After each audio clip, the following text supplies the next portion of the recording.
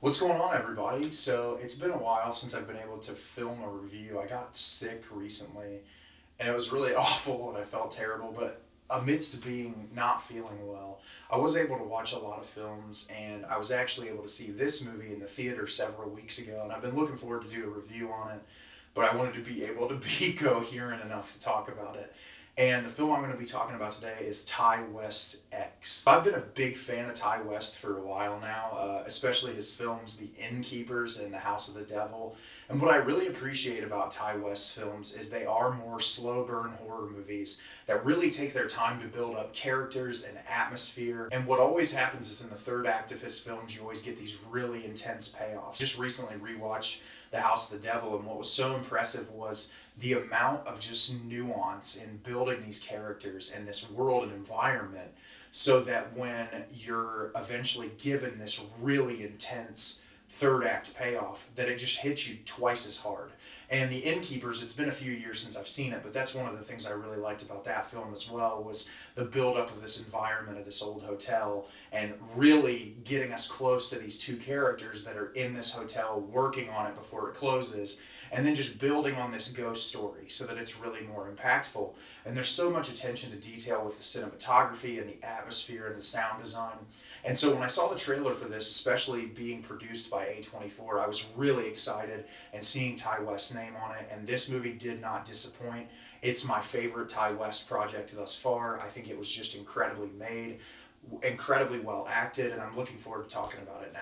X is directed by Ty West. In 1979, a group of young filmmakers set out to make an adult film in a secluded farmhouse in rural Texas. Their reclusive elderly hosts take a special interest in their young guests, and as night falls in, the couple's leering interest takes a violent turn. This movie was not at all what I expected, which I thought was really great. I read a lot of reviews early on when this film was first released, and I heard a lot of people, make jokes on Letterboxd comparing it to the Texas Chain Saw Massacre. And I think there's a lot of validity to that, especially the house that the elderly people live in.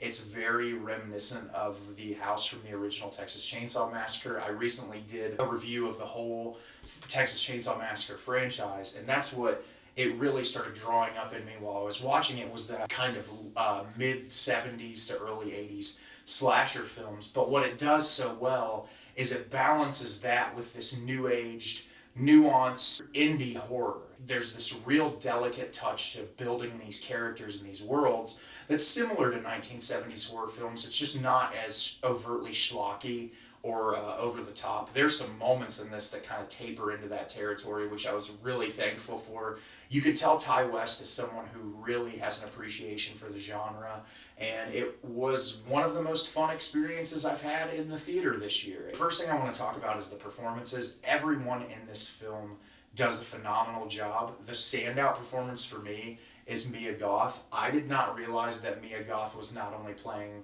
the young character that she was playing, but also the elderly woman. I saw someone on Letterboxd make a comment on taking notes from Tilda Swinton in the Suspiria remake, which I thought was pretty funny. She does a phenomenal job with both characters, even more so the elderly woman Pearl that she's playing, which, as I found out recently, they're doing a prequel for, which I cannot wait. She gives a phenomenal performance. And then the other two real standouts for me in the film, Brittany Snow does a phenomenal job. She plays this really over-the-top character who is super comical, and she does a great job. And Kid Cudi gives a fantastic performance. And the dynamic between those two characters is great. It's hilarious. The back and forth that they have with each other is awesome. There's a scene where Kid Cudi plays the guitar and Brittany Snow sings, and it's just like so 1970s, and it's amazing to watch, and it's so well acted and performed, and I really liked them a lot. Jenna Ortega obviously does a phenomenal job. I think she's one of the most standout actresses right now at everything she's been in thus far. I watched The Fallout earlier this year, Scream 5 or Scream 2022. She did a great job. She's the standout in everything she's in. And this movie was no exception. She did a fantastic job. Owen Campbell is great. I always like him whenever he shows up in any horror project. I feel like he does a really great job. And Martin Henderson giving his best Matthew McConaughey impersonation. It really felt like they were itching to have Matthew McConaughey in this film. But yeah, they all just give dynamite performances. They really keep you engaged and engrossed in this story. Like I said in the synopsis, you have these kids going out to this place to shoot a porno.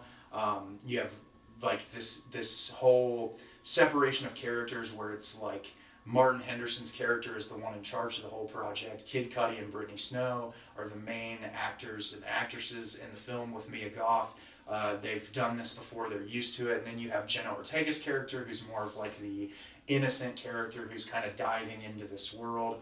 And then this looming presence of this elderly couple that you can look at from 1,000 different perspectives of like them kind of leering over and being judgmental about what they're doing, them slowly getting killed off one by one. But what I really appreciate about this film is how much time it takes before those kills start to happen. You really get immersed into this world, and each character is fleshed out so well because of Ty West's great ability to do that as a filmmaker.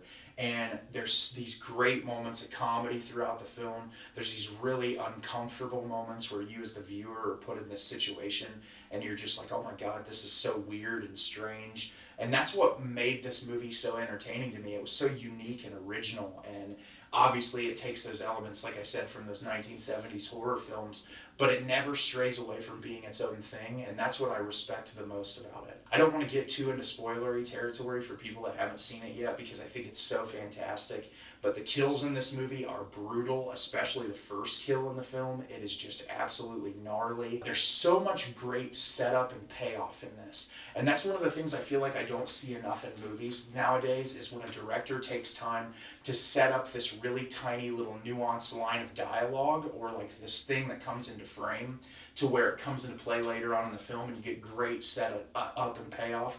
And this movie has like 4 instances of just incredible setup and payoff that made the movie even more satisfying for me. The sound design in this movie is fantastic. It makes it twice as eerie. The soundtrack is great. I really love the grittiness of the film, especially when it jumps into them making their porno. It really feels like the time period, which Ty West has done a great job with, especially you look at House of the Devil, where he really took the time to make that film appear as that element of the era. But yeah, this movie is fantastic, and I can't speak highly enough of it. I think it's going to be in that top level of A24 films for me. Eventually, I want to rank all the A24 films, which is going to be a whole thing because they keep producing movies. But yeah, it's definitely one of my favorites from that production company, and it's definitely my favorite Ty West film I've watched thus far. And I can't recommend seeing this enough. So have you seen X yet? Did you love it? Did you hate it? Leave me a comment down below and let me know what you thought. I thought this movie was great. It was so much fun, uniquely original, and I'm so excited that A24 is giving Ty West the ability to do a prequel to this film. I think it's going to be fun to watch, and I'm glad they're bringing Mia Goth back for it. As always, if you could like the video and subscribe to the channel, it helps me out a lot and lets me know the type of content you're looking for. I'm always putting out new material, and I look forward to getting it out there for you. And as always, everyone, thank you so much for watching, and have a great rest of your day.